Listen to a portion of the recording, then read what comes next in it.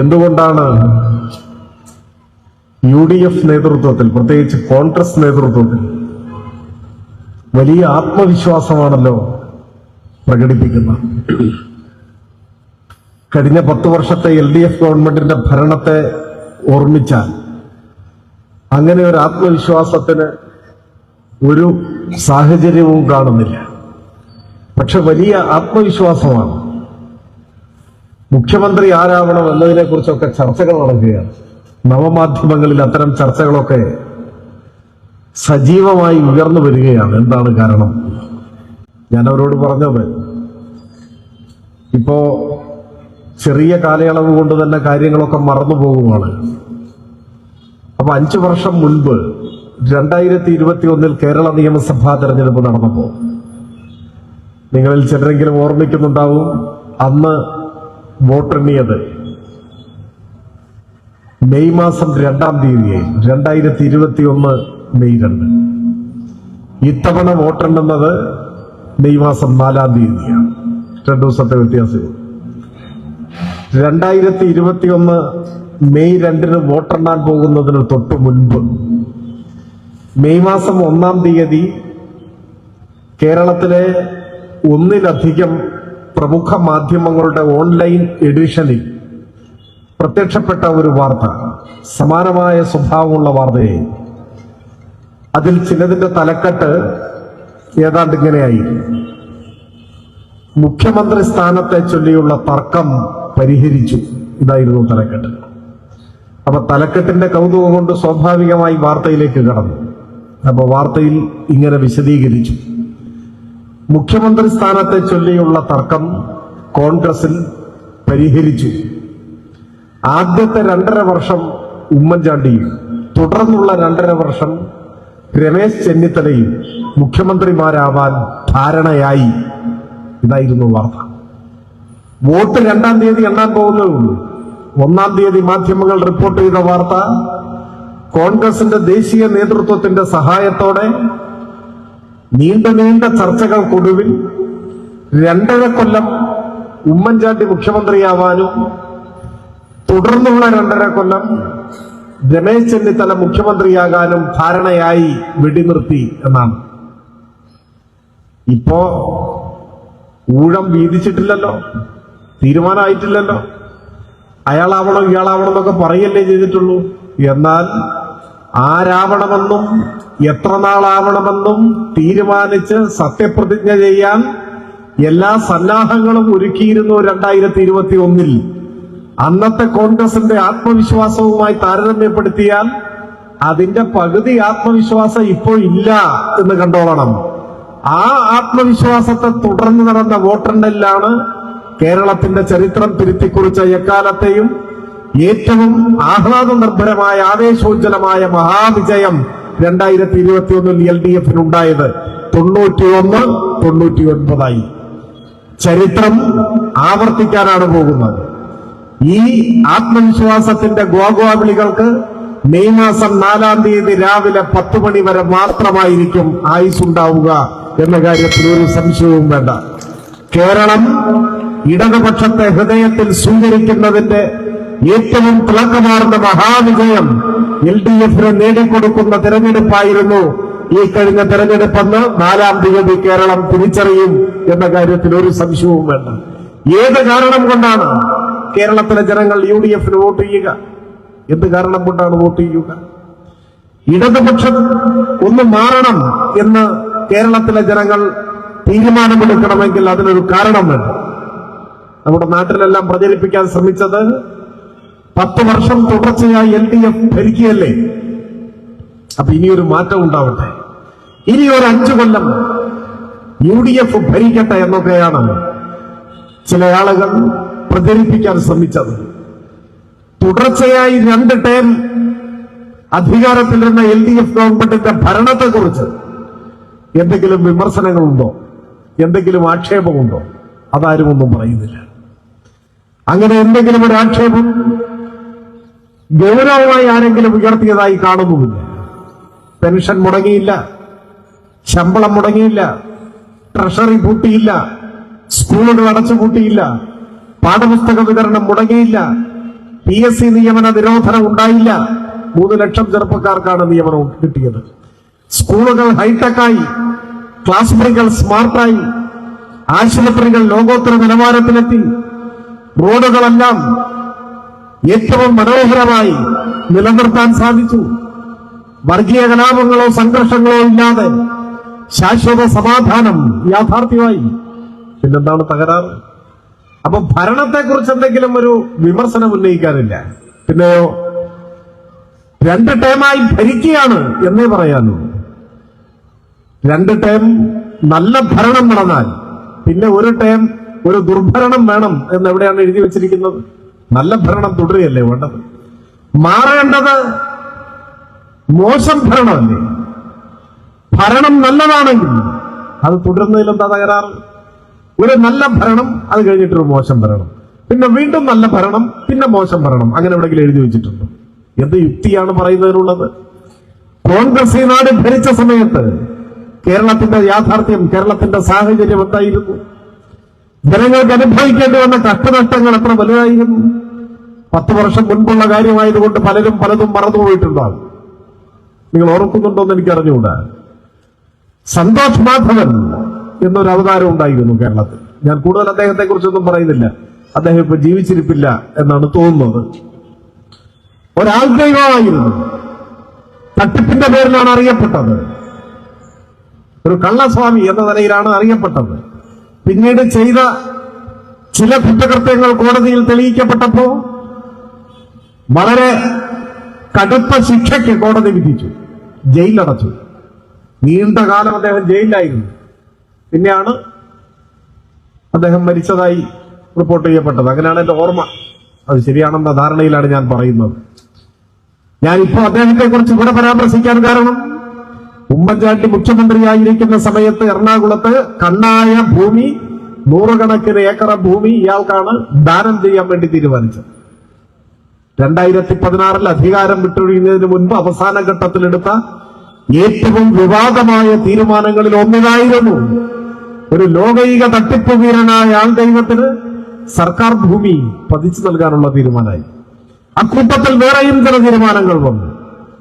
അന്ന് അതിനെതിരെ ശക്തിയായി വിമർശനം ഉന്നയിച്ചവരിൽ ഒരാളായിരുന്നു ഇപ്പോഴത്തെ കേരളത്തിലെ പ്രതിപക്ഷ നേതാവ്. അദ്ദേഹത്തോട് മാധ്യമപ്രവർത്തകർ അന്ന് ചോദിച്ചു, ഇതൊക്കെ കൊള്ളയാണ് എന്നാണോ നിങ്ങൾ പറയുന്നത്? അതിന് ഇന്നത്തെ പ്രതിപക്ഷ നേതാവിന്റെ അന്നത്തെ മറുപടി, ഇത് വെറും കൊള്ളയല്ല, തീവെട്ടിക്കൊള്ളയാണ് എന്നായിരുന്നു. ഉമ്മൻചാണ്ടി എന്ന മുഖ്യമന്ത്രി തന്റെ ഗവൺമെന്റിന്റെ അവസാന കാലത്ത് കേരളത്തിന്റെ പൊതുസ്വത്ത് ഇഷ്ടക്കാർക്കും സ്വന്തക്കാർക്കും വീതിച്ചു കൊടുക്കുന്ന തീരുമാനങ്ങളിൽ ഒപ്പുവെച്ചപ്പോ അത് തീവെട്ടിക്കൊള്ളയാണെന്ന നിലപാട് സ്വീകരിച്ചയാളായിരുന്നു ഇന്നത്തെ പ്രതിപക്ഷ നേതാവ് ശ്രീ വി ഡി സതീശൻ. കോൺഗ്രസിലൊരു വിഭാഗം അതിനെ തള്ളിപ്പറഞ്ഞു. എന്ന് വെച്ചാൽ കോൺഗ്രസിന്റെ നേതാക്കൾ തന്നെ തീവെട്ടിക്കൊള്ളയെന്ന് അഭിപ്രായപ്പെട്ട ഒരു തസ്കര സംഘത്തിന്റെ കയ്യിലായിരുന്നു കേരളത്തിലെ ഐക്യജനാധിപത്യ മുന്നണിയുടെ ഗവൺമെന്റ് എന്നതാണ് വസ്തുത. കേരളം സമ്പൂർണമായ തകർച്ചയിലേക്ക് ചുവടുവെച്ചൊരു കാലമായിരുന്നു. 2016 LDF ഗവൺമെന്റ് അധികാരത്തിൽ വന്നില്ലായിരുന്നെങ്കിൽ ഇന്ന് നാം കാണുന്ന കേരളം ഉണ്ടാകുമായിരുന്നില്ല. 2016 കേരളത്തിന്റെ സ്ഥിതി എന്താ? Power cut, load shedding. ആദ്യം 1/2 മണിക്കൂർ പവർ കട്ട്, പിന്നെ 1 മണിക്കൂർ, പിന്നെ കറണ്ട് പോയാൽ എപ്പോ വരുമെന്ന് ആർക്കും അറിയില്ല. അപ്രഖ്യാപിത കട്ട്, മണിക്കൂറുകൾ നീണ്ട പവർ കട്ട് ഈ കേരളത്തിലുണ്ടായിരുന്നു. വ്യവസായങ്ങൾക്ക് 100% പവർ കട്ട്. ഇപ്പൊ ഈ ചെമ്മങ്കടവിലെ കാണാൻ ഒരു ചെറിയ കുടിൽ വ്യവസായം ഉണ്ടെന്ന് കരുതുക, ഒരു കൊച്ചു വ്യവസായ യൂണിറ്റ്. KSEB-യിൽ നിന്നുള്ള വൈദ്യുതി കിട്ടില്ല. വേണമെങ്കിൽ ജനറേറ്റർ വെച്ച് പ്രവർത്തിപ്പിച്ചു കൊള്ളണം. ഇതായിരുന്നു ആ കാലം. സ്കൂളുകൾ അടച്ചുപൂട്ടാൻ 40% സർക്കാർ സ്കൂളുകൾ അടിയന്തരമായി അടച്ചുപൂട്ടണമെന്ന റിപ്പോർട്ടാണ് ഗവൺമെന്റ് പരിഗണിച്ചത്. അതിലേക്ക് കടക്കുന്നതിന് മുൻപ് ഗവൺമെന്റ് മാറി. പാഠപുസ്തകങ്ങൾ പരീക്ഷക്കാലത്ത് പോലും കിട്ടുന്നില്ല. മറന്നുപോയോ കാലം? നമ്മുടെ ജില്ലക്കാരനായ അബ്ദുറപ്പായിരുന്നില്ല അന്ന് വിദ്യാഭ്യാസ മന്ത്രി. കേരളത്തിന്റെ ചരിത്രത്തിലാദ്യമായി ഓണപരീക്ഷയായിട്ടും പാഠപുസ്തകമില്ല. എന്ത് പഠിക്കണമെന്നറിയില്ല കുട്ടികൾക്ക്, എന്ത് പഠിപ്പിക്കണമെന്നറിയില്ല അധ്യാപകർക്ക്. പുസ്തകമില്ലല്ലോ. പാഠപുസ്തകം എങ്ങനെയെന്ന് ചോദിച്ച് തിരിമറിഞ്ഞ കുട്ടികളെ മൃഗീയമായി പോലീസിനെ ഉപയോഗിച്ച് അടിച്ചമർത്താനാണ് ശ്രമിച്ചത്. അന്ന് പത്രപ്രവർത്തകർ ചോദിച്ചു വിദ്യാഭ്യാസ മന്ത്രിയോട്, ഓണപരീക്ഷയായിട്ട് പാഠപുസ്തകം കിട്ടിയില്ല, ആദ്യത്തെ അനുഭവമാണ്, എന്താണ് ഇങ്ങനെ? അത് അദ്ദേഹം പറഞ്ഞ മറുപടി ഓർമ്മയില്ലേ നിങ്ങൾക്ക്? അദ്ദേഹം പറഞ്ഞു, ഓണം ഇക്കുറി നേരത്തെ വന്നുകൊണ്ടാണെന്നാണ്. ഓണം ഉണ്ടായ കാലം മുതൽ ചിങ്ങത്തിലല്ലേ ഓണം, കർക്കിടകത്തിൽ ഓണം വന്നിട്ടുണ്ട്. അബ്ദുറബിന് എന്ത് ഓണം, എന്ത് പാഠപുസ്തകം, എന്ത് പരീക്ഷ, എന്ത് പള്ളിക്കൂടം, വല്ല പിടിയുണ്ടായിരുന്നു. ഇതായിരുന്നു കേരളത്തിലെ വിദ്യാഭ്യാസ സ്ഥാപനങ്ങളുടെ സ്ഥിതി. ഇപ്പൊ എങ്ങനെയായി? സ്കൂൾ തുറക്കുന്നതിന് മുൻപ് കുട്ടികളുടെ കയ്യിൽ പാഠപുസ്തകം. ഈ കൊല്ലം ഒരു പടി കൂടി കടന്നു. സ്കൂൾ പൂട്ടുന്നതിന് മുൻപ് അടുത്ത കൊല്ലത്തെ പാഠപുസ്തകം ഇക്കൊല്ലം തന്നെ കുട്ടികളുടെ കയ്യിൽ കൊടുത്തു. അതാണ് കേരളത്തിൽ വന്ന മാറ്റം. ഇങ്ങനെയാണ് കേരളം മാറിയത്. പവർ കട്ടും നോട്ട് ഷെഡിങ്ങും ഇല്ലാത്ത നാടായി കേരളം മാറി. പാഠപുസ്തകങ്ങൾ സമയത്തിലെത്തി. ലാഭനഷ്ടങ്ങളുടെ അടിസ്ഥാനത്തിൽ സ്കൂൾ വിദ്യാഭ്യാസത്തെ കാണരുത് എന്ന നിലപാട് സ്വീകരിച്ചു. 40% സ്കൂളുകൾ അടച്ചുപൂട്ടാനുള്ള UDF സർക്കാരിന്റെ റിപ്പോർട്ട് മാറ്റിവെച്ചു. 10 കുട്ടികളെ ഒരു ക്ലാസ് മുറിയിൽ ഉള്ളെങ്കിലും ആ കുട്ടികളെ പഠിപ്പിക്കണം എന്ന നിലപാട് സ്വീകരിച്ചു. ആ കുട്ടികൾ നാളെ ആരാവും എന്ന് നമുക്ക് പറയാൻ പറ്റും. ഒരു സ്കൂൾ അടച്ചു പൂട്ടിയാൽ അവിടെ പഠിക്കുന്ന കുട്ടികൾ എന്ത് ചെയ്യും? അവരുടെ രക്ഷിതാക്കൾ എന്ത് ചെയ്യും? എത്ര ദൂരെയായിരിക്കും മറ്റൊരു സ്കൂൾ ഉണ്ടാവുക? ചില കുട്ടികളുടെ പഠനം അവിടെ അവസാനിച്ചു പോവില്ലേ? പണ്ട് കോട്ടയത്ത് ഉഴവൂരിനടുത്ത് ഓലമേഞ്ഞ ഒരു സർക്കാർ പള്ളിക്കൂടത്തിൽ വെറും തറയിലിരുന്ന് പഠിച്ച ഒരു പാവപ്പെട്ട വീട്ടിലെ കുട്ടിയാണ് പിന്നെ ഇന്ത്യയുടെ പ്രസിഡന്റായി മാറിയത്. അന്ന് ആ സ്കൂൾ അടച്ചുപൂട്ടിയിരുന്നെങ്കിലോ? അപ്പോ ലാഭനഷ്ടങ്ങളുടെ അടിസ്ഥാനത്തിലല്ല വിദ്യാഭ്യാസത്തെ കാണേണ്ടത്. കുട്ടികൾക്ക് സൗജന്യമായ വിദ്യാഭ്യാസം പകർന്നു കൊടുക്കാൻ കഴിയണം. ഇപ്പോഴിതാ LDF സർക്കാർ തീരുമാനിച്ചിരിക്കുന്നു, ഡിഗ്രി വരെ സൗജന്യ വിദ്യാഭ്യാസം. ഇന്ത്യയിൽ എവിടെയില്ല, കേരളത്തിൽ മാത്രമാണ്. ഞാൻ പറഞ്ഞു വന്നത്, 2016 ഒരു തകർച്ചയുടെ വക്കത്തു നിന്നാണ് കേരളത്തെ LDF സംരക്ഷിച്ചത്. അന്ന് പെൻഷൻ മുടങ്ങിപ്പോയി. കേരളത്തിന്റെ മാത്രം പ്രശ്നമല്ല, അന്ന് 18 മാസത്തെ ക്ഷേമ പെൻഷനാണ് കുടിശ്ശിക ഉണ്ടായിരുന്നത്. ഇപ്പൊ ഈ തെരഞ്ഞെടുപ്പ് സമയത്ത് ക്യാമ്പയിനായി വന്ന തെലങ്കാന മുഖ്യമന്ത്രി രേവന്ത് റെഡ്ഡി, നിങ്ങൾ ഓർക്കുന്നുണ്ടാവും, കോൺഗ്രസിന്റെ നേതാവാണ്. കോൺഗ്രസിന്റെ നേതാവെന്ന് അങ്ങനെ പറഞ്ഞുകൂടാ, ഇപ്പൊ കോൺഗ്രസിന്റെ നേതാവാണ്. ഇന്നലെ കോൺഗ്രസ് ആയിരുന്നില്ല, നാളെ കോൺഗ്രസ് ആയിരിക്കും എന്നൊരു ഉറപ്പുമില്ല. അതാണ് ആള്. കേരളത്തിൽ വന്ന് മുഖ്യമന്ത്രി ആക്ഷേപിച്ചിട്ടൊക്കെ പോയി. ഞാൻ അതിലേക്കൊന്നും ഇപ്പൊ കിടക്കുന്നില്ല. പറഞ്ഞു വന്നത്, ആ രേവന്ത് റെഡ്ഡി മുഖ്യമന്ത്രിയായിരിക്കുന്ന കോൺഗ്രസ് ഭരിക്കുന്ന തെലങ്കാനയിൽ 25 മാസമായി പെൻഷൻ കൊടുത്തിട്ടില്ല, ക്ഷേമ പെൻഷൻ കൊടുത്തിട്ടില്ല. 25 മാസം, 2 കൊല്ലവും 1 മാസം. ഈ മാസം സർക്കാർ ജീവനക്കാരുടെ ശമ്പളവും മുടങ്ങി എന്നാണ് വാർത്ത. ശമ്പളം കൊടുക്കാൻ കഴിയാത്ത, പെൻഷൻ കൊടുക്കാൻ കഴിയാത്ത ഒരു സംസ്ഥാനത്തിന്റെ മുഖ്യമന്ത്രിയാണ് കേരളത്തിൽ വന്ന് കോൺഗ്രസിന് വോട്ട് ചോദിക്കുന്നത്. കോൺഗ്രസ് അധികാരത്തിൽ വരുന്ന സംസ്ഥാനങ്ങളുടെ പൊതു സാഹചര്യമാണ് ഞാനീ പറഞ്ഞത്. കർണാടകയിൽ കഴിഞ്ഞ 5 വർഷത്തിനിടയിൽ 3500-ൽ പരം സർക്കാർ സ്കൂളുകൾ അടച്ചുപൂട്ടി എന്നാണ് കണക്ക്. എവിടെയെല്ലാം കോൺഗ്രസ് അധികാരത്തിലുണ്ടോ അവിടെയെല്ലാം BJPയുടെ അതേ സാമ്പത്തിക നയം നടപ്പാക്കുകയും ഏറ്റവും ജനവിരുദ്ധമായ നിലയിൽ ഭരണം മുന്നോട്ട് കൊണ്ടുപോവുകയും ചെയ്യും. ട്രഷറി കൂട്ടുന്നു, ശമ്പളം മുടങ്ങുന്നു, പെൻഷൻ മുടങ്ങുന്നു, സ്കൂളുകൾ അടച്ചുപൂട്ടുന്നു. ഇതാണ് പൊതുവായിട്ടുള്ള സ്ഥിതി. ഈ സാഹചര്യം നമ്മുടെ രാജ്യത്തെ കോൺഗ്രസ് ഭരിക്കുന്ന 2-3 സംസ്ഥാനങ്ങളിൽ നിന്നും നമുക്ക് കാണാൻ കഴിയും. അവരാണ് കേരളത്തിൽ ഈ കഴിഞ്ഞ തെരഞ്ഞെടുപ്പിൽ വോട്ട് അഭ്യർത്ഥിച്ചത്. കേരളത്തിലെ റോഡുകളുടെ സ്ഥിതി എന്തായിരുന്നു? ഇപ്പൊ ആളുകൾ പഴയ കാര്യങ്ങളൊക്കെ മറന്നുകൊണ്ടാണ്. പണ്ട് 10 വർഷം മുൻപ് കേരളം ഒരു ജനകീയ സമര രൂപം വികസിപ്പിച്ചെടുത്തു. നിങ്ങൾ ഓർക്കുന്നുണ്ടാവും. കേരളത്തിലെ എല്ലാ പട്ടണങ്ങളിലും റോഡിൽ എത്ര വലിയ കുഴിയാണ് ഉണ്ടായിരുന്നത്? ഒരാളെ ഇറങ്ങി നിന്നാ കാണാത്തത്ര വലിയ കുഴി ഉണ്ടായിരുന്നില്ല. എത്ര ഇരുചക്ര വാഹനങ്ങൾ ആ കുഴിയിൽ വീണു, എത്ര പേരുടെ ജീവൻ നഷ്ടപ്പെട്ടു, എത്ര പേർക്ക് ഗുരുതരമായി പരിക്കേറ്റു. ജീവിതം കിടക്കയിലായിപ്പോയ ആളുകളില്ലേ? നട്ടല് തകർന്ന് എത്ര അനുഭവം. എവിടെയെങ്കിലും അറ്റകുറ്റപ്പണി നടത്താൻ പൊതുമരാമത്ത് വകുപ്പ് തയ്യാറായിരുന്നു. അവസാനം ഓരോ പട്ടണത്തിലും കക്ഷി രാഷ്ട്രീയത്തിനൊക്കെ അതീതമായി നാട്ടുകാർ, ചെറുപ്പക്കാരെല്ലാം ഒത്തുകൂടി അത്തരത്തിലുള്ള കുഴികളിൽ വാഴ നടുവായി. നിങ്ങൾ ഓർക്കുന്നില്ലേ? കേരളം വികസിപ്പിച്ചെടുത്ത ഒരു തനത് സമര രൂപമായിരുന്നു വാഴ നടുക റോഡിലെ കുഴികൾ. എല്ലാ ദിവസവും കേരളത്തിൽ എവിടെയെങ്കിലും റോഡിൽ ജനങ്ങൾ വാഴ നട്ടുകൊണ്ടേയിരുന്നു. ഇപ്പൊ അങ്ങനെ എവിടെയെങ്കിലും കാണുന്നുണ്ടോ? എന്തുകൊണ്ടാണ് അങ്ങനെ കാണാത്തത്?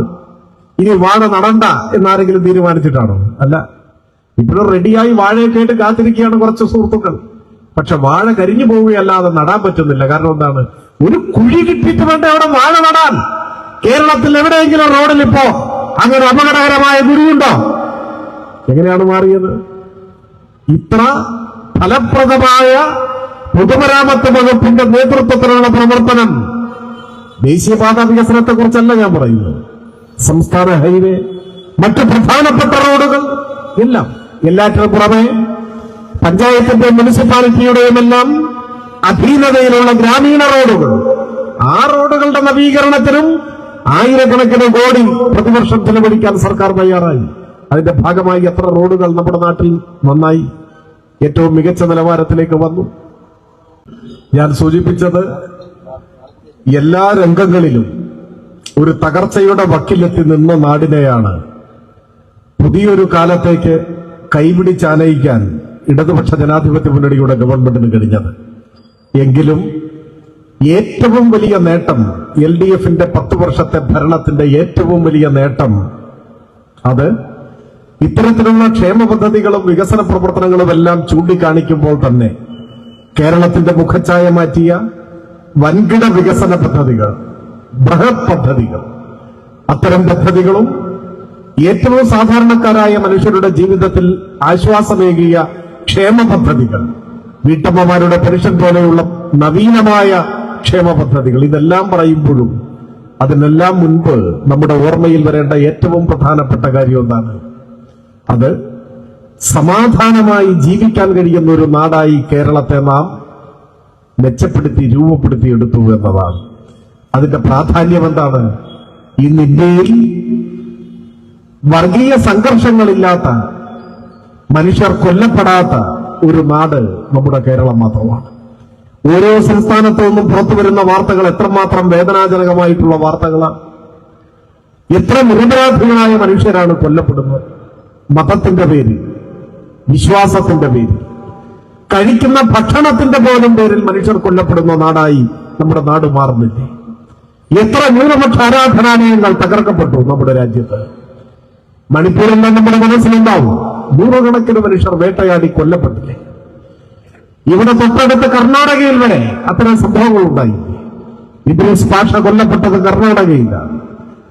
നമ്മുടെ സമീപത്തുള്ള നമ്മുടെ സഹോദരൻ അഷറഫ് അതിർത്തിക്കപ്പുറത്ത് മംഗലാപുരത്ത് വെച്ചാണ് മൃഗീയമായി അടിച്ചു കൊന്നുകളഞ്ഞത്, കോൺഗ്രസ് ഭരിക്കുന്ന കർണാടകയിൽ.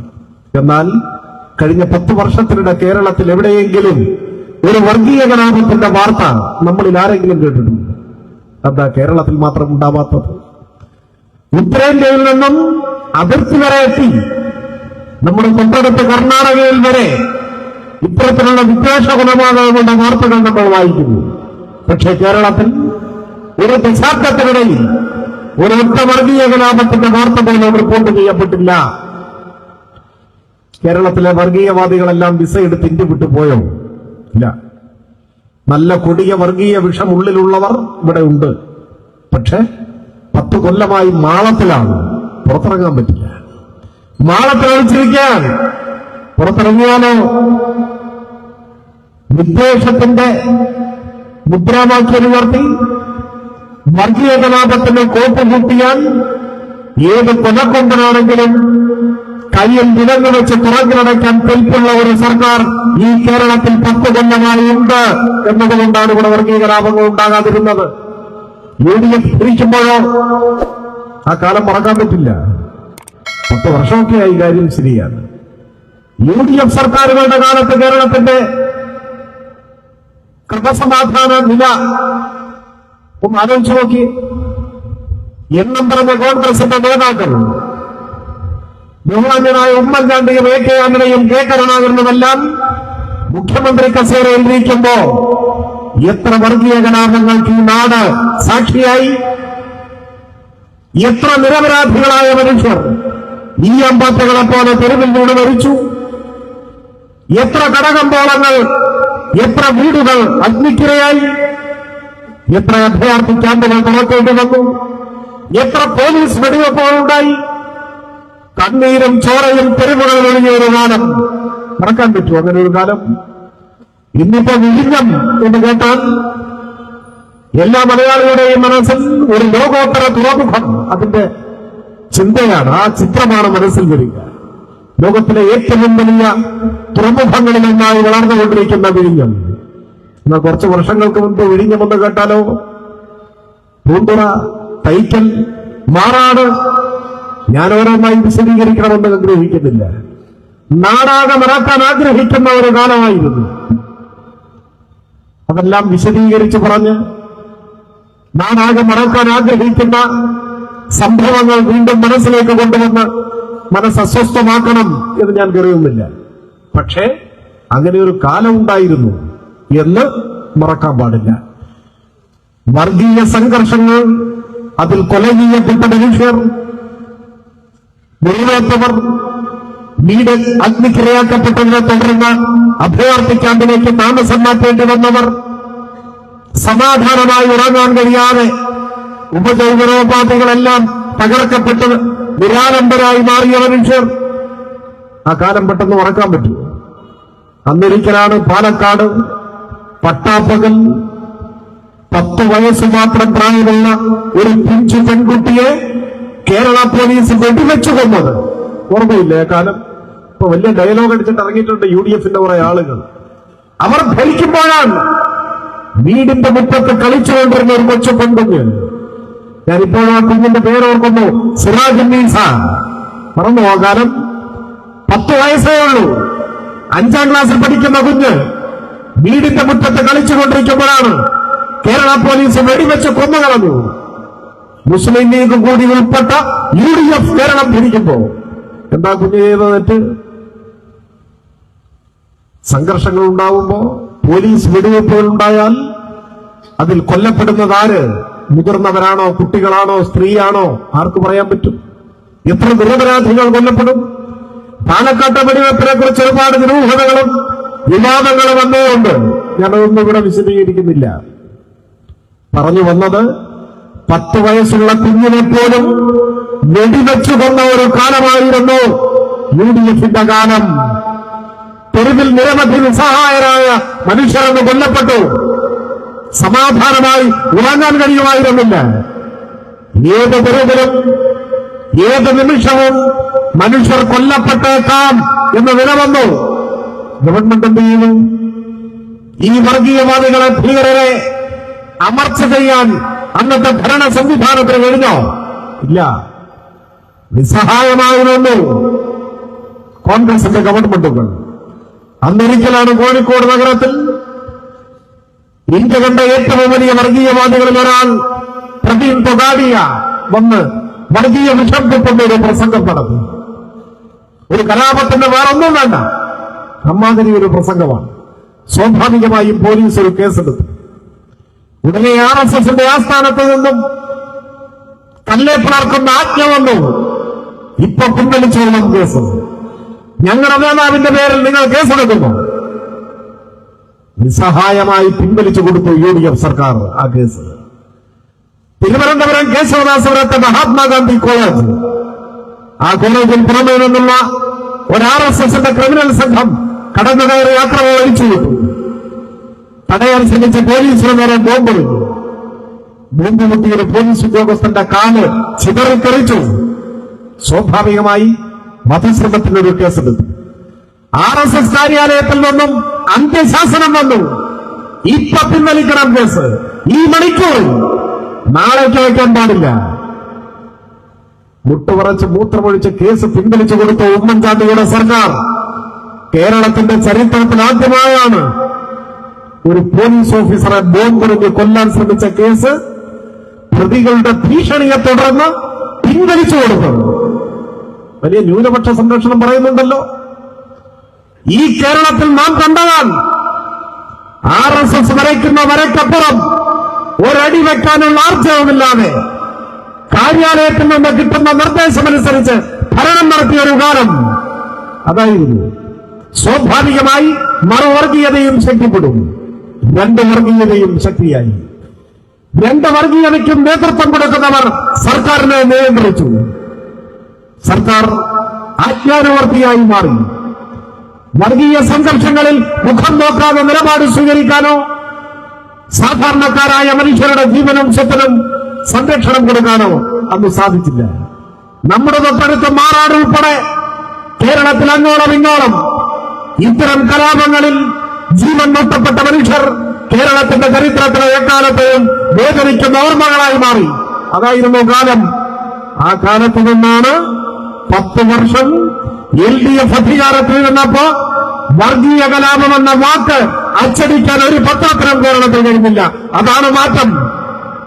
അതോടൊപ്പം ഐക്യ കേരളത്തിന്റെ ചരിത്രത്തിൽ ആദ്യമായി വർഗീയ കലാപമില്ലാത്ത 10 വർഷം ഇതിനു മുമ്പ് അങ്ങനെ ഉണ്ടായിട്ടില്ല. 10 വർഷം തുടർച്ചയായി വർഗീയ കലാപമില്ല. ഇതിനു മുമ്പ് അങ്ങനെ ഉണ്ടായിട്ടില്ല. അങ്ങനെ ഒരു കാലം ഉണ്ടായില്ല. എന്തുകൊണ്ടുണ്ടായില്ല? ഇതിനു മുൻപ് 10 കൊല്ലം തുടർച്ചയായി LDF ഭരിച്ചിട്ടില്ല. ആദ്യമായാണ് LDF 10 കൊല്ലം തുടർച്ചയായി ഭരിച്ചത്. എല്ലാ വർഗീയവാദികളും മാളത്തിലെളിച്ചു. ഒരെണ്ണം പുറത്തിറങ്ങാൻ ധൈര്യപ്പെട്ടില്ല. കാരണം ഒരു വർഗീയവാദിയുടെയും പിന്തുണയോടെയല്ല LDF അധികാരത്തിൽ വന്നത്. ഇവരുടെ ആരുടെയും ഒരു പിന്തുണയും ഒരു സഹായവും ഒരു കാലത്തും നമുക്ക് ആവശ്യമില്ല. അതുകൊണ്ടാണ് മതനിരപേക്ഷവാദികളായ മനുഷ്യർ പ്രതീക്ഷയോടെ LDFനെ നോക്കുന്നത്. ഇപ്പോഴോ ഇപ്പൊ ഈ കേരളത്തിൽ നമ്മൾ കാണുന്നത് എന്താ? ഈ വർഗീയതയുമായും കൂട്ടുകെട്ടുണ്ടാക്കിയല്ലേ LDFനെ പരാജയപ്പെടുത്താൻ ശ്രമിച്ചത്. തെരഞ്ഞെടുപ്പിൽ മതനിരപേക്ഷവാദികളെ ആശയക്കുഴപ്പത്തിലാക്കാൻ ലക്ഷ്യം വെച്ചുകൊണ്ടാണ് ആദ്യം തന്നെ ഒരു വ്യാജ ആരോപണം LDFും കോൺഗ്രസും ഉയർത്തിയത്. RSS ഡീൽ എന്താ ഉദ്ദേശം? RSSുമായി കോൺഗ്രസിന്റെ സഹകരണം, സഖ്യം, മുന്നണി പതിറ്റാണ്ടുകൾ പഴക്കമുള്ളതാണ്. 1960 മുതൽ തെരഞ്ഞെടുപ്പ് സഖ്യത്തിൽ RSSുമായി ഏർപ്പെട്ട രാഷ്ട്രീയ പാർട്ടിയുടെ പേരാണ് കോൺഗ്രസ്. 957 കേരളത്തിലെ ആദ്യത്തെ തെരഞ്ഞെടുപ്പ്. ഐക്യ കേരളം പിറന്നതിന് ശേഷമുള്ള ആദ്യത്തെ തെരഞ്ഞെടുപ്പ്. EMS മുഖ്യമന്ത്രിയായ തെരഞ്ഞെടുപ്പ്. ആ തെരഞ്ഞെടുപ്പിൽ ജനസംഘം മത്സരിച്ചിട്ടില്ല. രണ്ടാമത്തെ തെരഞ്ഞെടുപ്പ് മുതലാണ്, രണ്ടാം കേരള നിയമസഭാ തെരഞ്ഞെടുപ്പ് മുതലാണ് RSSന്റെ നിർദ്ദേശപ്രകാരം ജനസംഘം സ്ഥാനാർത്ഥികളെ നിർത്താനും മത്സരിപ്പിക്കാനും തുടങ്ങിയത്. 960 തെരഞ്ഞെടുപ്പിന്റെ പശ്ചാത്തലമൊക്കെ എല്ലാവരുടെയും മനസ്സിലുണ്ടാവും. വിമോചന സമരം, അധികാര ദുർവിനിയോഗത്തെ തുടർന്ന് കേരളത്തിലെ ഗവൺമെന്റിനെ പിരിച്ചുവിടുന്നു. തുടർന്നാണ് തെരഞ്ഞെടുപ്പാണ് 960 തെരഞ്ഞെടുപ്പ്, രണ്ടാം കേരള നിയമസഭാ തെരഞ്ഞെടുപ്പ്. RSS തീരുമാനിച്ചു കേരളത്തിൽ മത്സരിക്കണം. അങ്ങനെ ചരിത്രത്തിൽ ആദ്യമായി കേരളത്തിൽ ജനസംഘം തെരഞ്ഞെടുപ്പിൽ മത്സരിക്കാൻ തീരുമാനമെടുത്തു. RSSന്റെ ആചാര്യൻ ദീനദയാൽ ഉപാധ്യായ കേരളത്തിലേക്ക് നേരിട്ട് വന്നു. ആദ്യഘട്ടമെന്ന നിലയിൽ 4 സീറ്റിൽ മത്സരിക്കാൻ തീരുമാനിച്ചു. ആ 4 സീറ്റുകൾ ഗുരുവായൂരും കോഴിക്കോടും വണ്ടത്തോടും പട്ടാമ്പിയുമായി. 4 സ്ഥാനാർത്ഥികളെയും ദീനദയാൽ ഉപാധ്യായ പ്രഖ്യാപിച്ചു. വിപുലമായ കൺവെൻഷനുകൾ ചേർന്നു. തിരഞ്ഞെടുപ്പ് പ്രചരണം RSSന്റെ നേതൃത്വത്തിൽ മുന്നോട്ട് നീങ്ങി. അപ്പോഴാണ് കേരളത്തിലെ കോൺഗ്രസിന്റെ നേതാക്കൾ ദീനദയാൽ ഉപാധ്യായയെ നേരിട്ട് കണ്ട് സഹായം അഭ്യർത്ഥിക്കുന്നു. കോൺഗ്രസ് പറഞ്ഞത്, കേരളത്തിലെ തെരഞ്ഞെടുപ്പിൽ നമ്മുടെ 2 കൂട്ടരുടെയും ലക്ഷ്യം ഒന്നാണ്, കമ്മ്യൂണിസ്റ്റുകാരെ തോൽപ്പിക്കണം. ലക്ഷ്യം ഒന്നായിരിക്കെ രണ്ടായും മാറി മത്സരിക്കേണ്ട കാര്യമുണ്ടോ? നമുക്ക് ഒരുമിച്ച് മത്സരിച്ചുകൂടെ എന്നാണ് ചോദ്യം. അപ്പൊ ദീനദയാൽ ഉപാധ്യായ ആശയക്കുഴപ്പത്തിലായി. അദ്ദേഹം പറഞ്ഞു, ഞങ്ങൾ സ്ഥാനാർത്ഥികളെ പ്രഖ്യാപിച്ചു പോയി. പ്രചരണവും ഒരു ഘട്ടം പിന്നിട്ടു. ഒരു കാര്യം ചെയ്യാം, പ്രഖ്യാപിച്ച ഒരു സ്ഥാനാർത്ഥിയെ ഞങ്ങൾ പിൻവലിക്കാം, മരവിപ്പിക്കാം. ബാക്കി 3 ഒരു സൗഹൃദ മത്സരം പേരിൽ നടക്കട്ടെ.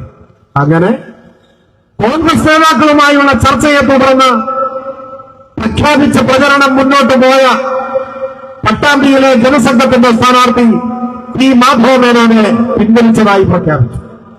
കോൺഗ്രസിന്റെ സ്ഥാനാർത്ഥി A. രാഘവൻ നായരെ ജനസംഘം RSS പിന്തുണച്ചു. സംയുക്ത സ്ഥാനാർത്ഥിയായി പിന്നീട് പ്രചരണം ഏറ്റെടുത്തു. 1960 രണ്ടാം കേരള നിയമസഭാ തെരഞ്ഞെടുപ്പിൽ പട്ടാമ്പി നിയമസഭാ മണ്ഡലത്തിൽ RSSനും കോൺഗ്രസിനും ഒരൊറ്റ സ്ഥാനാർത്ഥി, കോൺഗ്രസുകാരനായിരുന്ന രാഘവൻ നായരെ RSSന്റെ കൂടി പിന്തുണയുള്ള സംയുക്ത സ്ഥാനാർത്ഥിയാക്കി. അങ്ങനെയാണ് അവിടെ നടന്നത്. ഇത് ഡീലല്ല, ഇത് രഹസ്യധാരണയല്ല, ഇത് നീക്കുപോക്കല്ല, ഇത് അന്തർധാരയല്ല, പരസ്യ സഖ്യം. ഒരുമിച്ചുള്ള പ്രചരണം, പരസ്യമായി കൈകോർത്തു. രണ്ടു കൂട്ടർക്കും സംയുക്ത സ്ഥാനാർത്ഥി. വർഗീയതയും വലതുപക്ഷവും RSSും കോൺഗ്രസും കൈകോർത്ത് പിടിച്ച 1960 പട്ടാമ്പിയിൽ പരാജയപ്പെടുത്താൻ ശ്രമിച്ച സ്ഥാനാർത്ഥിയുടെ, കമ്മ്യൂണിസ്റ്റ് സ്ഥാനാർത്ഥിയുടെ പേര് EMS നമ്പൂതിരിപ്പാട് എന്നായിരുന്നു എന്നോർത്തോളണം. EMSനെ തോൽപ്പിക്കാൻ 1960 RSSുമായി ചേർന്ന് സംയുക്ത സ്ഥാനാർത്ഥിയെ മത്സരിപ്പിച്ച രാഷ്ട്രീയ പാർട്ടിയാണ് കോൺഗ്രസ്. പക്ഷെ പട്ടാമ്പിയിലെ പ്രബുദ്ധരായ ജനങ്ങൾ ആ വർഗീയ വലതുപക്ഷ സഖ്യത്തെ വോട്ട് ചെയ്ത് തോൽപ്പിച്ചു, പരാജയപ്പെടുത്തി, EMSനെ വിജയിപ്പിച്ചു. ഇത് ചരിത്രത്തിൽ ഒരിടത്ത് സംഭവിച്ച അപൂർവമായ ഒരു കാര്യമല്ല, അത് ചരിത്രത്തിലുടനീളം ആവർത്തിച്ചു. ഒരു പതിറ്റാണ്ട് കഴിഞ്ഞ് 1971 പാർലമെന്റ് ഇലക്ഷൻ, അന്നും പാലക്കാടാണ്. പാലക്കാട് ലോക്സഭാ മണ്ഡലത്തിലെ കമ്മ്യൂണിസ്റ്റ് സ്ഥാനാർത്ഥി സഖാവ് AKG ആയിരുന്നു. പാവങ്ങളുടെ മഠത്തിലെന്നറിയപ്പെടുന്ന സാക്ഷാൽ AKGയെ തോൽപ്പിക്കാനും ഇതേ സഖ്യം പാലക്കാടുണ്ടായി. ഇത്തവണ മത്സരിച്ചത് RSSകാരനാണ്. RSSന്റെ ജില്ലാ കാര്യവാഹകരായിരുന്ന പ്രൊഫസർ TC ഗോവിന്ദൻ കോൺഗ്രസ് പിന്തുണച്ചു. പട്ടാമ്പിയിൽ കോൺഗ്രസിന്റെ സ്ഥാനാർത്ഥി RSS പിന്തുണച്ചു. പാലക്കാട്ട് RSSകാരനെ കോൺഗ്രസ് പിന്തുണച്ചു. ജനസംഘവും കോൺഗ്രസും കൈകോർത്തു, സംയുക്ത സ്ഥാനാർത്ഥി. ആ കോൺഗ്രസിനോടൊപ്പം ലീഗും ഉണ്ടായിരുന്നു, മറക്കണ്ട. അങ്ങനെ കോൺഗ്രസും ലീഗും ജനസംഘവും എല്ലാം ചേർന്ന് AKGക്കെതിരെ മത്സരിച്ചു. പക്ഷെ അവിടെയും പ്രബുദ്ധരായ ജനങ്ങൾ വർഗീയ വലതുപക്ഷ അവിശുദ്ധ കൂട്ടുകെട്ടിനെ വോട്ട് ചെയ്ത് തോൽപ്പിച്ചു, AKGയെ വിജയിപ്പിച്ചു. അതിന്റെ തുടർച്ചയിലാണ് പിന്നീട് 91 ബേപ്പൂരും വടകരയും കോൺഗ്രസും ലീഗും BJP, അപ്പോഴേക്ക് ജനസംഘം BJP ആയി മാറിക്കഴിഞ്ഞിരുന്നു. അങ്ങനെയാണ് കോലീബി സഖ്യം ഉണ്ടാവുന്നത്. നമുക്കറിയാം, സഖാവ് PK ഹംസക്കെതിരായി ബേപ്പൂരിന്റെ മണ്ണിൽ RSS സ്വയം സേവകനായിരുന്ന ഡോക്ടർ മാധവൻകുട്ടിയാണ് മത്സരിച്ചത്. മാധവൻകുട്ടിയല്ല, ഇത് പാണക്കാട്ടെ കുട്ടിയാണെന്ന് ലീഗുകാർ പ്രചരിപ്പിച്ചത് ആ കാലത്തായിരുന്നു. വടകരയിൽ KP ഉണ്ണികൃഷ്ണനെതിരായി അഡ്വക്കറ്റ് രത്നസിംഗ് എന്ന RSSന്റെ നേതാവിനെ മത്സരിപ്പിച്ചു. ഇതെല്ലാം കേരളത്തിന്റെ മുമ്പിലുള്ളതാണ്. ഞാൻ ഈ പറഞ്ഞതൊന്നും RSSുമായി ഉണ്ടാക്കിയ രഹസ്യധാരണയെ കുറിച്ചല്ല, BJPയുമായി ഉണ്ടാക്കിയ നീക്കുപോക്കുകളെ കുറിച്ചല്ല. അതിനെക്കുറിച്ച് പറഞ്ഞാൽ നേരം വെളുക്കുന്നത് വരെ പറയാനുണ്ട്. അതിന് ഞാനിപ്പോ മുതിരുന്നില്ല. പകരം BJPയുടെ സംസ്ഥാന പ്രസിഡന്റായിരുന്ന KG മാരാർ എഴുതിയ അദ്ദേഹത്തിന്റെ ആത്മകഥയുണ്ട്. അദ്ദേഹം ഇന്ന് ജീവിച്ചിരിപ്പില്ല. ആ ആത്മകഥയിൽ കോൺഗ്രസുമായി ഉണ്ടാക്കിയ രഹസ്യമായ കൂട്ടുകെട്ടുകളെ കുറിച്ച്, ധാരണയെക്കുറിച്ച് ഒരു അധ്യായം തന്നെ എഴുതിയിട്ടുണ്ട്. ഒരു അധ്യായത്തിന്റെ പേര് പാഴായ പരീക്ഷണം എന്നാണ്. പാഴായ പരീക്ഷണം എന്ന് വെച്ചാൽ ജയിച്ചില്ല, എവിടെയും ജയിക്കാൻ കഴിഞ്ഞില്ല. കേരളീയർ മതനിരപേക്ഷവാദികൾ ഈ പരീക്ഷണത്തെ വോട്ട് ചെയ്ത് തോൽപ്പിച്ചു. അത് രഹസ്യധാരണ വേറെ, പരസ്യമായ കൂട്ടുകെട്ടാണ് നമ്മുടെ മുമ്പിലുള്ളത്. ഈ ചരിത്രമാണ് കേരളത്തിലെ കോൺഗ്രസ്. ഈ തെരഞ്ഞെടുപ്പിലും RSSുമായുള്ള നീക്കുപോക്ക് വളരെ സജീവവും ശക്തവുമായി നിലനിൽക്കുക. അതിന് പറ്റിയ നേതൃത്വമാണ് കോൺഗ്രസിനുള്ളത്. നിങ്ങൾ ശ്രദ്ധിച്ചിട്ടുണ്ടാവും, ഏതാനും മാസങ്ങൾക്ക് മുൻപാണ് മുൻ KPCC പ്രസിഡന്റ് കൂടിയായ കണ്ണൂർ ലോക്സഭാംഗം കോൺഗ്രസിന്റെ നേതാവ് ശ്രീ K സുധാകരൻ മാധ്യമങ്ങളുടെ മുൻപാകെ വളരെ പരസ്യമായ ഒരു പ്രസ്താവന നടത്തി. അദ്ദേഹം പറഞ്ഞത്, RSSന്റെ ശാഖയ്ക്ക് ഞങ്ങൾ കാവൽ നിന്നിട്ടുണ്ട്. ഒരു ലജ്ജയുമില്ലാതെയാണ് അവർ ഈ നിമിഷം വരെ അത് തിരുത്തിയിട്ടില്ല. എന്തിനാണ് RSSന്റെ ശാഖയ്ക്ക് കാവൽ നിൽക്കുന്നത്? നിങ്ങൾ ആലോചിച്ചിട്ടുണ്ട്? എന്താണ് അതിന്റെ ആവശ്യം ഉണ്ടായിരുന്നു? RSS രൂപീകരിക്കുന്ന ഘട്ടത്തിൽ RSS രൂപീകരണത്തിന് ചുക്കാൻ പിടിച്ചവരിൽ ഒരാളായിരുന്ന ഡോക്ടർ മുൻചെ ഇറ്റലിയിലേക്ക് പോയി മുസോളിനിയെ കണ്ട് ചർച്ച നടത്തുന്നുണ്ട്. ഫാസിസത്തിന്റെ നേതാവായി, ആൾരൂപമായി അറിയപ്പെടുന്ന മുസോളിനിയെ കണ്ട് ഫാസിസ്റ്റുകളുടെ സൈനിക പരിശീലന ക്യാമ്പ് സന്ദർശിച്ച് അവിടെ നിന്നും പകർത്തിയെടുത്തതാണ് RSSന്റെ ശാഖയിലെ പ്രവർത്തനങ്ങൾ. RSSന്റെ ശാഖ എന്നൊക്കെ പറഞ്ഞ് നാട്ടിൻപുറങ്ങളിൽ കുട്ടികളെയും ചെറുപ്പക്കാരെയും എല്ലാം അവരാകർഷിക്കാൻ ശ്രമിക്കുന്നു.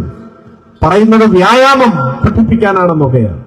യഥാർത്ഥത്തിൽ ചില ആയുധ പ്രയോഗങ്ങൾ മനുഷ്യനെ ആക്രമിച്ച് കീഴടക്കുന്നതിനെ കുറിച്ച് കായികാഭ്യാസങ്ങൾ ഇതൊക്കെയാണ് പഠിപ്പിക്കാൻ ശ്രമിക്കുന്നത്. അതിന്റെ കൂടിയ രൂപമാണ് നാഗപ്പൂരിൽ OTC എന്നൊരു സംവിധാനമുണ്ട്. ഓഫീസേഴ്സ് ട്രെയിനിങ് ക്യാമ്പ് എന്നാണ് പറയുന്നത്. അവിടെയാണ് പൂർണ്ണതോതിലുള്ള ആയുധ പ്രയോഗങ്ങളുടെ പഠനം.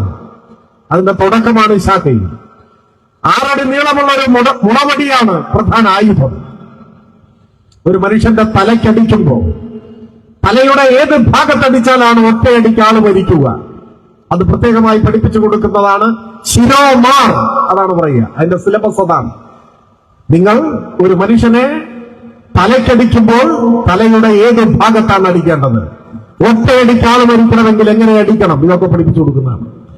കഴുത്തിന് താഴെയാണ് അടിക്കുന്നതെങ്കിൽ അതിനാണ് അധോമാർ. അത് ഏത് ഭാഗത്താണ് അടിക്കേണ്ടത്, എവിടെയാണ് മർമ്മസ്ഥാനങ്ങൾ, ഇതൊക്കെ പഠിപ്പിച്ചു കൊടുക്കുന്നതാണ്. അപ്പോൾ ഒരു ഘട്ടത്തിൽ മലബാറിൽ, പ്രത്യേകിച്ച് വടക്കേ മലബാറിൽ ചിലയിടങ്ങളിൽ RSS ശാഖയും ആയുധ പ്രയോഗങ്ങളുമെല്ലാം സംഘടിപ്പിക്കാൻ കോപ്പുകൂട്ടിയപ്പോൾ ആ നാട്ടിലെ പുരോഗമനോത്സുക്കളായിട്ടുള്ള ചെറുപ്പക്കാർ, നാട്ടുകാരെല്ലാം വലിയൊരളവോളം കക്ഷിരാഷ്ട്രീയത്തിന് പോലും അതീതമായി അതിനെ പ്രതിരോധിക്കുന്ന നില വന്നു. അവർ പറഞ്ഞു, ഞങ്ങളുടെ നാട്ടിൽ ഇപ്പോൾ സമാധാനമുണ്ട്, വ്യത്യസ്ത സമുദായങ്ങളിൽപ്പെട്ടവരെല്ലാം സാഹോദര്യത്തോടെ കഴിയുകയാണ്.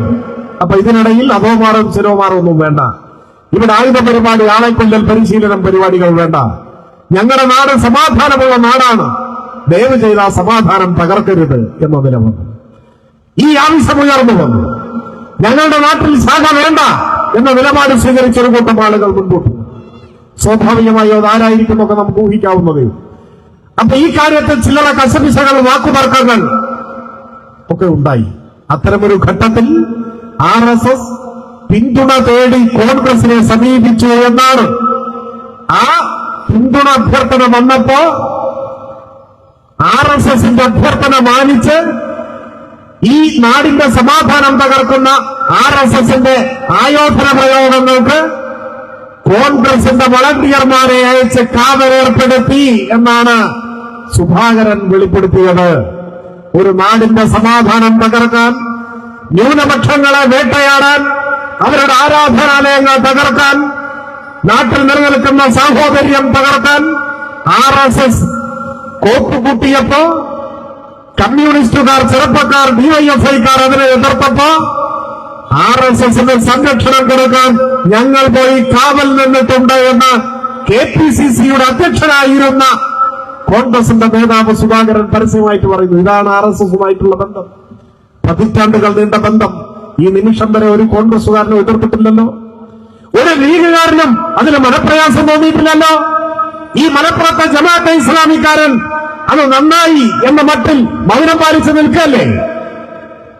ഇടതുപക്ഷത്തോട് വിരോധമാവാം, പക്ഷേ ആ വിരോധം അന്ധമായി ഏത് നെറുകേടിനെയും നിർലജ്ജം ന്യായീകരിക്കുന്നതായി മാറിക്കൂടാ. നമ്മുടെ നാടിന്റെ സമാധാനം തകർക്കാൻ RSSന് കൈത്താങ്ങായി നിന്ന പാർട്ടിയുടെ പേരാണ് കോൺഗ്രസ്. അതിന്റെ തുടർച്ചയാണ് ഇപ്പോ RSSന്റെ ഏറ്റവും കൂടുതൽ കാലം സർസംഘചാലകായിരുന്ന രണ്ടാമത്തെ സർസംഘചാലക RSSന്റെ ആചാര്യൻ MS ഗോൾവാൾക്കർ.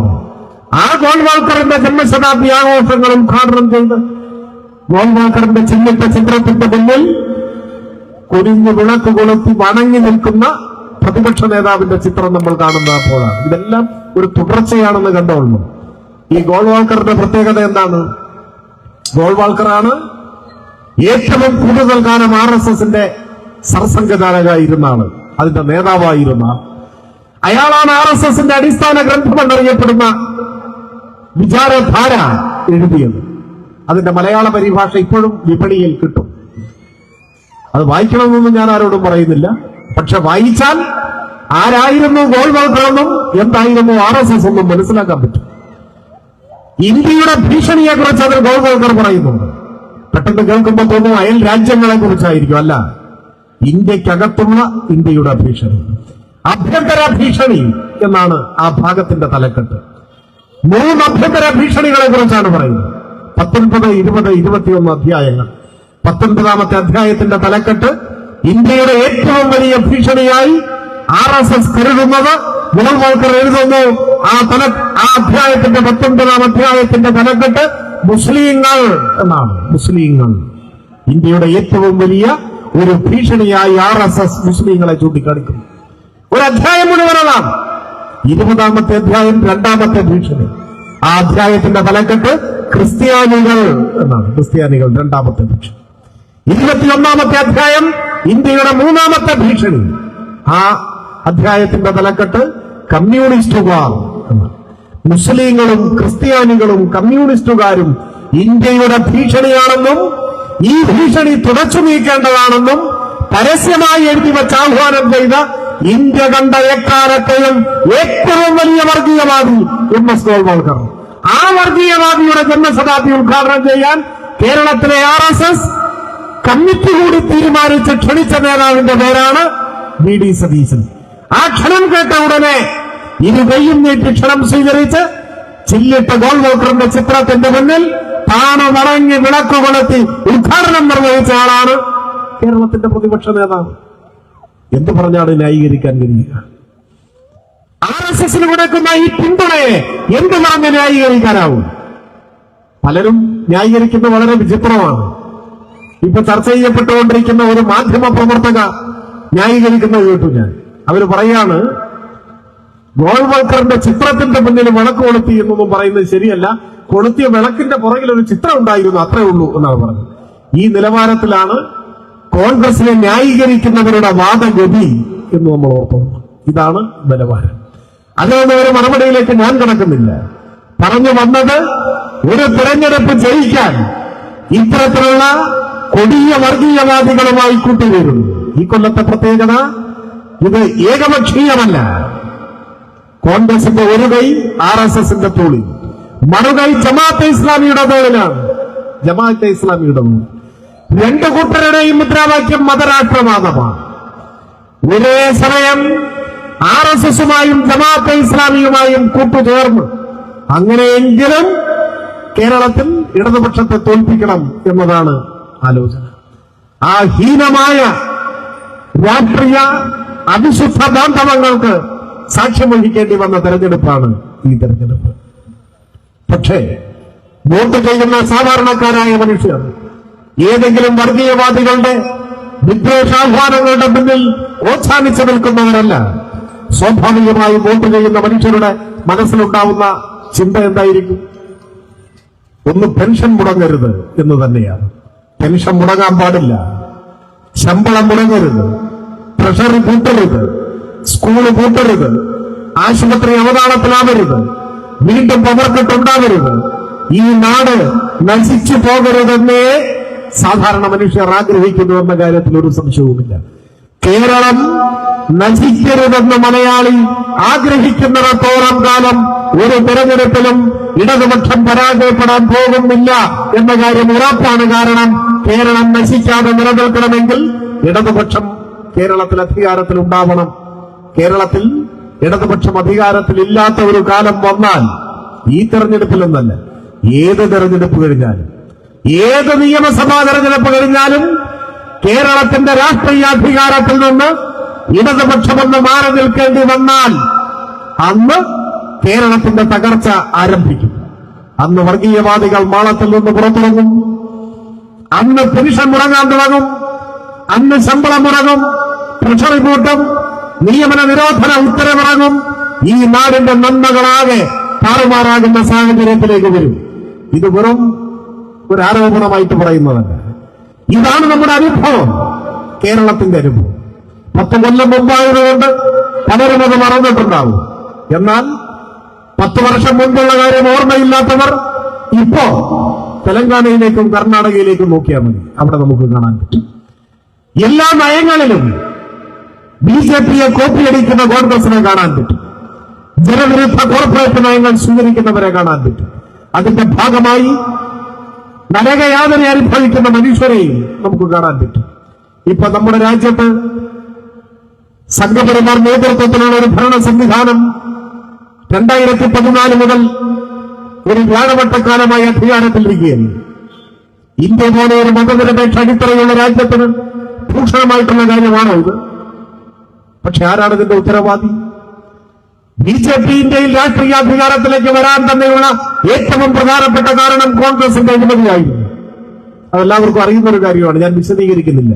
PG സ്പെക്ട്രമായാലും ആദർശ ഫ്ളാറ്റ് കുംഭകോണമായാലും കോമൺവെൽത്ത് ഗെയിംസ് ആയാലും അങ്ങനെ എണ്ണിയാലൊടുന്ന അഴിമതികൾ ഈ നാടിന്റെ തെരുവുകളാകെ ചർച്ച ചെയ്യപ്പെട്ട ഒരു ഘട്ടത്തിലാണ് അധികാരത്തിൽ നിന്ന് മോഷ്ടാക്കളെ അകറ്റി നിർത്തുക എന്ന നിലയിൽ ഇന്ത്യയിലെ ജനങ്ങൾ ഒരു തീരുമാനമെടുത്തപ്പോൾ അതിന്റെ ആനുകൂല്യത്തിലാണ് BJP ആദ്യമായിട്ടല്ല ഇപ്പോ തുടർച്ചയായ അധികാരത്തിലേക്ക് വന്നത്.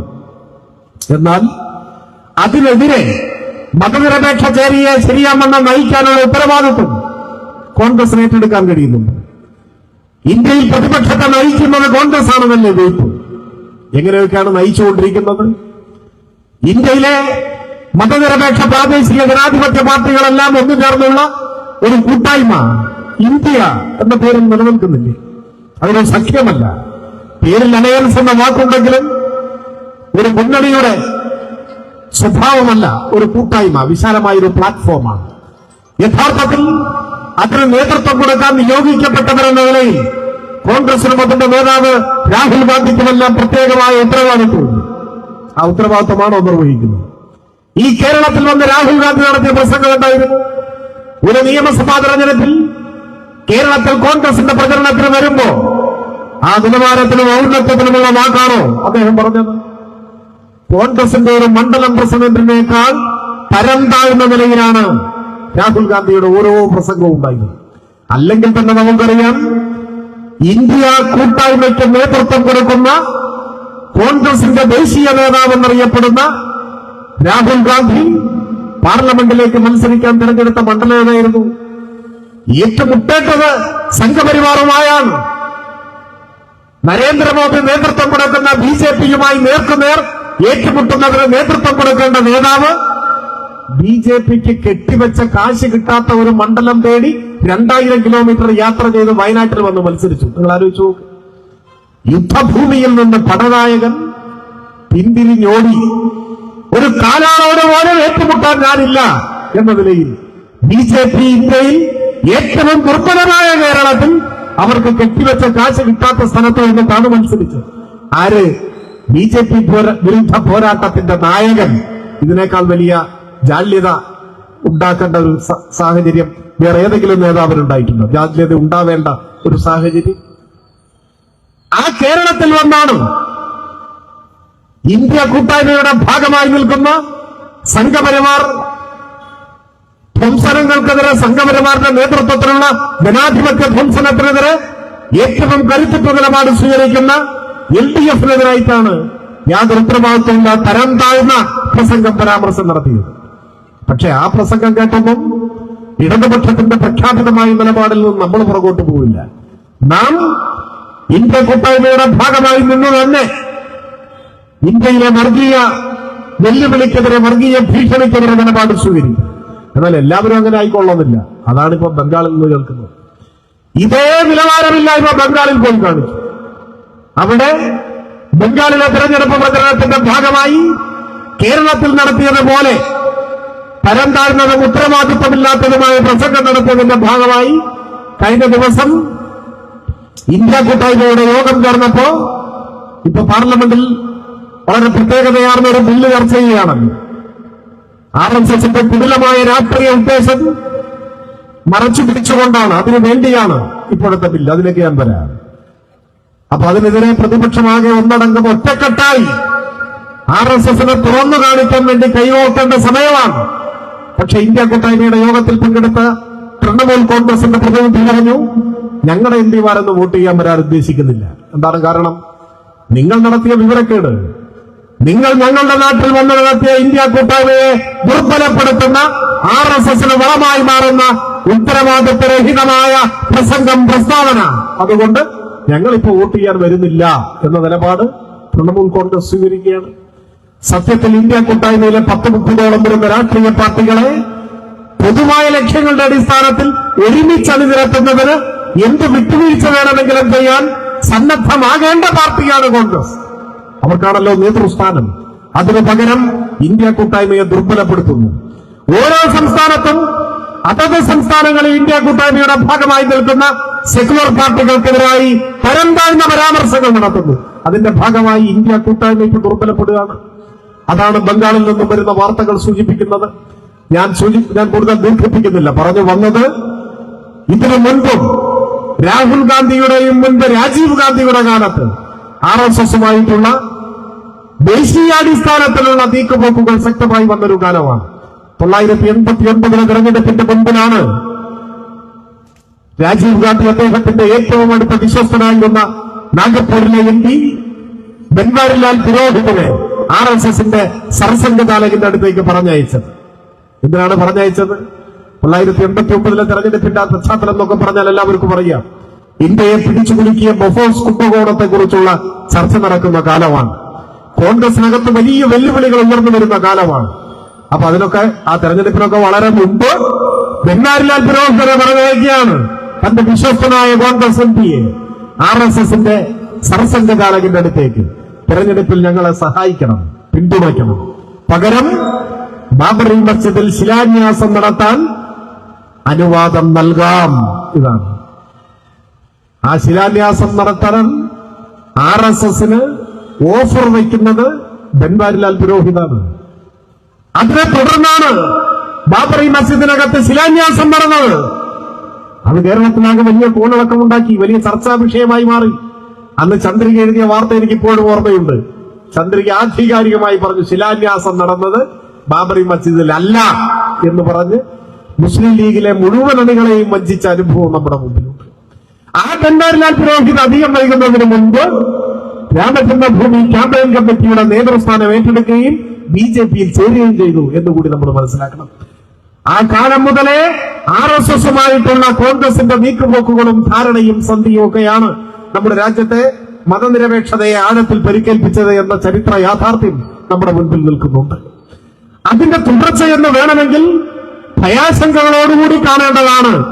ഇന്ത്യ കൂട്ടായ്മ എന്ന നിലയിൽ ഇന്ത്യയിലെ 10-30ഓളം ചെറുതും വലുതുമായ രാഷ്ട്രീയ പാർട്ടികൾ ഒരുമിച്ച് നിന്ന് BJPക്കെതിരെ, സംഘപരിവാരത്തിനെതിരെ, RSSന്റെ മതരാഷ്ട്രവാദത്തിനെതിരെ യോജിച്ച് ശബ്ദമുയർത്തുമ്പോൾ ആ കൂട്ടായ്മയെ ദുർബലപ്പെടുത്താൻ നിർഭാഗ്യവശാൽ കൂട്ടായ്മയ്ക്ക് നേതൃത്വം കൊടുക്കേണ്ട കോൺഗ്രസിന്റെ തന്നെ നേതാവ് രാഹുൽ ഗാന്ധി ഒരു കോൺഗ്രസ് മണ്ഡലം പ്രസിഡന്റിന്റെ നിലവാരം പോലും കാണിക്കാതെ കേരളത്തിലും ബംഗാളിലും എല്ലാം വായിൽ തോന്നുന്നു വിളിച്ചു പറഞ്ഞുകൊണ്ട് നടക്കുകയാണ്.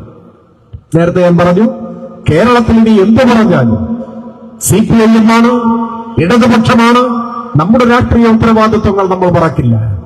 ഇന്ത്യ കൂട്ടായ്മ ഉണ്ടായതുകൊണ്ടല്ല സംഘപരിവാരത്തിനെതിരായ നിലപാട് CPIM സ്വീകരിക്കുന്നത്.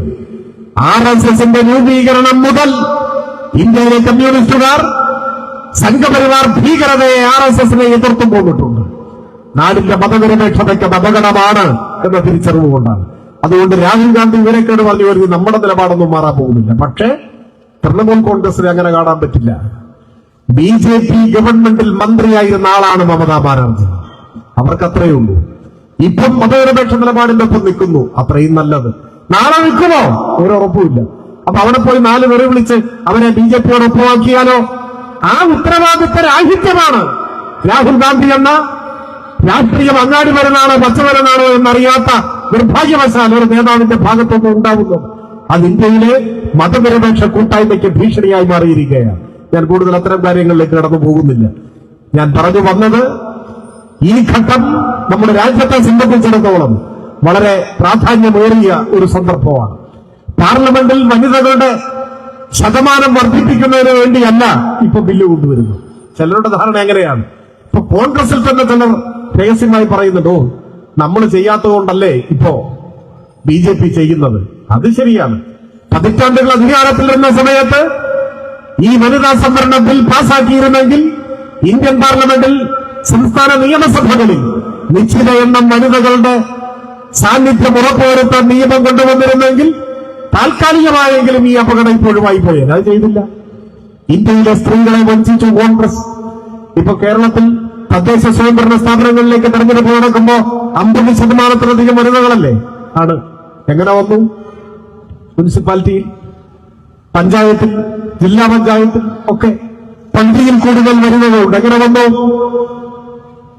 ചില UDF-കാർ പറയും പഞ്ചായത്ത് രാജ് നഗരപാലിക നിയമം മറ്റേ ഭേദഗതിയല്ല. ഏത് ഭേദഗതിയുടെ ഭാഗമായി വന്നാലും 33% മതി, അതിന്റെ വിലയ്ക്ക് വേണ്ട. എന്നാൽ കേരളത്തിൽ 33%അല്ല, 50%. ഇതിവിടെ മാത്രമേ ഉള്ളൂ കേട്ടോ. ഇന്ത്യയിൽ എല്ലാ സംസ്ഥാനങ്ങളിലും ഇങ്ങനെയാണെന്ന് ആരും കരുതണ്ട. ഇവിടെ എങ്ങനെയായി?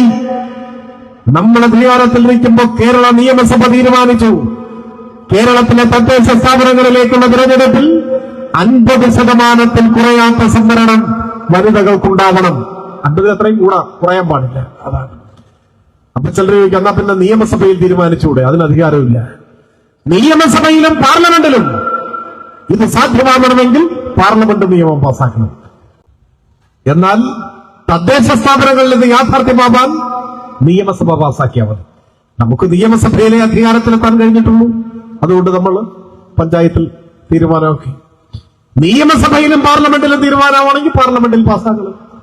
വനിതാ സംവരണത്തിന് വേണ്ടി തന്നെ നമ്മൾ നിലകൊള്ളുന്നു. പക്ഷെ ഇപ്പോഴത്തെ നീക്കം എന്താണ്? ഇപ്പോഴത്തെ നീക്കം വനിതാ സംവരണത്തിന്റെ പേരിൽ പാർലമെന്റിലെയും സംസ്ഥാന നിയമസഭകളിലെയും ലോകസഭാംഗങ്ങളുടെയും നിയമസഭാംഗങ്ങളുടെയും എണ്ണത്തിൽ വലിയ വർധനവുണ്ടാക്കുക. 544 അംഗങ്ങളുള്ള ഇന്ത്യൻ പാർലമെന്റ് ലോകസഭ ഇനി 800-ലധികം അംഗങ്ങളുള്ളതായിട്ട് മാറും. അപ്പോഴോ മണ്ഡല പുനർനിർണയം വരും. എംപിമാരുടെ എണ്ണം കൂടുമ്പോഴോ പതിറ്റാണ്ടുകൾക്ക് മുൻപ് മുതൽ രാജ്യത്തിന്റെ ക്ഷേമത്തിന് വേണ്ടി ജനപ്പെരുപ്പം നിയന്ത്രിക്കണമെന്നും ജനസംഖ്യാ വർധനവ് തടയണമെന്നും കുടുംബാസൂത്രണത്തിന്റെ പാതയിൽ മുൻപോട്ട് പോകണമെന്നും ദേശീയ നേതാക്കൾ ഭരണാധികാരികൾ ആഹ്വാനം ചെയ്തതനുസരിച്ച് രാജ്യത്തിന്റെ പുരോഗതിക്ക് വേണ്ടി ജനപ്പെരുപ്പം നിയന്ത്രിച്ച ഒരു നാടാണ് കേരളം. ഇപ്പൊ നമ്മുടെ നാട്ടിൽ ജനസംഖ്യ കുറഞ്ഞു വരികയാണ്, വളരെ കുറവാണ്. പണ്ടൊക്കെ 1ാം ക്ലാസ്സിൽ ചേരുന്ന കുട്ടികളുടെ എണ്ണം 5 ലക്ഷമായിരുന്നു. 5 ലക്ഷം. ഇപ്പൊ 4 ലക്ഷം ഇല്ല, 3.5 ലക്ഷത്തിന്റെ താഴേക്ക് പോകുന്നു എന്നാണ് കണക്കുകൾ സൂചിപ്പിക്കുന്നത്. അപ്പൊ ഇവിടെ ജനപ്പെരുപ്പം നമ്മൾ നല്ലതുപോലെ നിയന്ത്രിച്ചു. രാഷ്ട്ര പുരോഗതിക്ക് ജനപ്പെരുപ്പം തടസ്സമാണ് എന്ന് നമ്മുടെ രാജ്യം തീരുമാനിച്ചപ്പോൾ അന്നത്തെ ഭരണാധികാരികളുടെ ദേശീയ നേതാക്കളുടെ ആഹ്വാനപ്രകാരം നമ്മൾ ജനപ്പെരുപ്പം നിയന്ത്രിച്ചു, ജനസംഖ്യാ വർധനമൊക്കെ നിയന്ത്രിച്ചു. എന്നാൽ ഉത്തരേന്ത്യക്കാർക്ക് എന്താണ് ജനസംഖ്യ എന്ന് പോലും ഇതുവരെ മനസ്സിലായിട്ടില്ല. അവര് അക്ഷരം എഴുതാനും വായിക്കാനും ഒക്കെ പഠിച്ചു വരുന്നേ ഉള്ളൂ. അവര് നിയന്ത്രിക്കാനും പോയില്ല, ഒന്നും പോയില്ല. അതവിടെ ജനപ്പെരുപ്പം അതേപോലെ തുടർന്നു വരികയാണ്. അതുകൊണ്ടോ ഇപ്പൊ പുതിയ തീരുമാനം വരുമ്പോ ജനപ്പെരുപ്പം നിയന്ത്രിച്ച ജനസംഖ്യാ വർധനവ് നിയന്ത്രണ വിധേയമാക്കിയ മാതൃകാ നാടുകൾ എന്നുവെച്ചാൽ കേരളം ഇതിന്റെ ഭാഗമായി വലിയ നഷ്ടം സംഭവിക്കുന്ന നാടായി മാറും. ഉത്തരേന്ത്യൻ സംസ്ഥാനങ്ങൾക്ക് ഇന്ത്യ ആര് ഭരിക്കണം എന്ന് കാലങ്ങളോളം തീരുമാനിക്കാൻ കഴിയും. BJP-യുടെ ശക്തി കേന്ദ്രങ്ങൾ സ്വാഭാവികമായും സാക്ഷരത കുറഞ്ഞ ഇന്ത്യയിൽ ഏറ്റവും പുറകിൽ നിൽക്കുന്ന സംസ്ഥാനങ്ങളാണ്. അവിടങ്ങളിൽ ഇന്ത്യൻ പാർലമെന്റിന്റെ സ്വഭാവത്തെ നിർണയിക്കാൻ കഴിയുന്നത്ര പാർലമെന്റ് അംഗങ്ങളെ ആ പ്രദേശങ്ങളിൽ കിട്ടും. കേരളം പോലെയുള്ള നാടുകൾ ജനസംഖ്യാ നിയന്ത്രണം കർശനമായി പാലിച്ചതിന്റെ ഭാഗമായി പുറകിലേക്ക് പോകും, ശിക്ഷിക്കപ്പെടും. ഈ കൗശലമാണ് ഇപ്പൊ ഉപയോഗിക്കാൻ ശ്രമിക്കുന്നത്. അതിനെതിരെ ഉൾപ്പെടെ ശക്തമായ നിലപാട് സ്വീകരിച്ചുകൊണ്ടാണ് നമ്മുടെ രാജ്യത്തെ മതനിരപേക്ഷ ജനാധിപത്യ ശക്തികൾ മുൻപോട്ട് പോകുന്നത്. ഞാൻ കൂടുതൽ വീട്ടിക്കൊണ്ടുപോകുന്നില്ല. പറഞ്ഞു വന്നത് വരാനിരിക്കുന്ന നാളുകൾ കൂടുതൽ സമരസാന്ദ്രമായിരിക്കും. നമ്മുടെ രാജ്യത്ത് അധ്വാനിക്കുന്ന ജനവിഭാഗങ്ങൾ, തൊഴിലാളികൾ, ഇപ്പൊ നോയിഡയിലെ കാര്യങ്ങളെല്ലാം നമ്മുടെ മുമ്പിലുണ്ട്. വലിയ ഭീഷണിയെ നേരിടുന്നു. ഇന്ത്യയിലെ കർഷക വിരുദ്ധ നിയമങ്ങളുടെ കൊല്ലാപ്പ് അനുഭവിച്ചുകൊണ്ടിരിക്കുന്നു. എക്കാലവും അധികാരം ശാശ്വതമായി നിലനിർത്തുന്നതിന് ഇന്ത്യൻ ജനാധിപത്യത്തെ അട്ടിമറിക്കാൻ വനിതാ സംവരണം എന്ന ലേബലിന്റെ പിന്നിൽ ഇത്തരത്തിലുള്ള ഗൂഢ പദ്ധതികൾ ഇന്ത്യയിലെ സംഘപരിവാരം നടപ്പിലാക്കാൻ ശ്രമിക്കുന്നു. ആ സാഹചര്യത്തിൽ മതനിരപേക്ഷതയും ജനാധിപത്യവും എല്ലാം സംരക്ഷിക്കാൻ വലിയ സമരങ്ങൾ നമ്മുടെ നാട്ടിൽ ഉയർന്നു വരേണ്ടതായിട്ടുണ്ട്. നമ്മുടെ രാജ്യത്ത് നിർഭാഗ്യവശാൽ അതിന് നേതൃത്വം കൊടുക്കാൻ കഴിയുന്ന ആർജവമോ ദീർഘവീക്ഷണമോ കോൺഗ്രസിനില്ല, നേതൃത്വവും കോൺഗ്രസിനില്ല. വിവരമുള്ള ഒരു 4 പേർ കോൺഗ്രസിന്റെ നേതൃത്വത്തിൽ ഉണ്ടായിരുന്നെങ്കിൽ എത്ര നന്നായിരുന്നു എന്ന് ആഗ്രഹിക്കാൻ മാത്രമേ നമുക്ക് കഴിയൂ, മറ്റൊന്നും നമുക്ക് സാധിക്കില്ല. അതുകൊണ്ട് ഉള്ള ശക്തി ഉപയോഗിച്ച് നമ്മുടെ രാജ്യത്ത് ഇടതുപക്ഷം ഈ രാജ്യത്തെ തകർക്കാനുള്ള ഭരണകൂട നീക്കങ്ങൾക്കെതിരായി ശക്തിമത്തായ പോരാട്ടങ്ങൾക്ക് നേതൃത്വം കൊടുക്കുമ്പോൾ സ്വാഭാവികമായും ഇടതുപക്ഷത്തിന്റെ ശക്തി കേന്ദ്രമെന്നറിയപ്പെടുന്ന കേരളത്തിലും അത്തരം സമരങ്ങളിൽ വർദ്ധിത വീര്യത്തോടെ അണിനിരക്കാൻ എല്ലാ വിഭാഗം ജനങ്ങളെയും പങ്കെടുപ്പിക്കാൻ നിങ്ങളെല്ലാം മുന്നിട്ടിറങ്ങണമെന്ന് ഞാൻ അഭ്യർത്ഥിക്കുകയാണ്. ആ സമരങ്ങൾക്കെല്ലാം കരുത്തു പകരാൻ തീർച്ചയായും ഉമ്മർ മാഷയുടെയും പുള്ളിയിൽ ചീക്കോട്ടയുടെയും അതുപോലെ പാലടി കുഞ്ഞാമാക്കയുടെയും എല്ലാം ഓർമ്മകൾ നമുക്ക് കരുത്തു പകരും എന്ന കാര്യത്തിൽ സംശയമില്ല. അവരുടെ എല്ലാം മരണമില്ലാത്ത ഓർമ്മകൾക്ക് മുമ്പിൽ ശിരസ് കുനിച്ചുകൊണ്ട് ഞാൻ എന്റെ എളിയ വാക്കുകൾ അവസാനിപ്പിക്കുന്നു. അഭിവാദനം.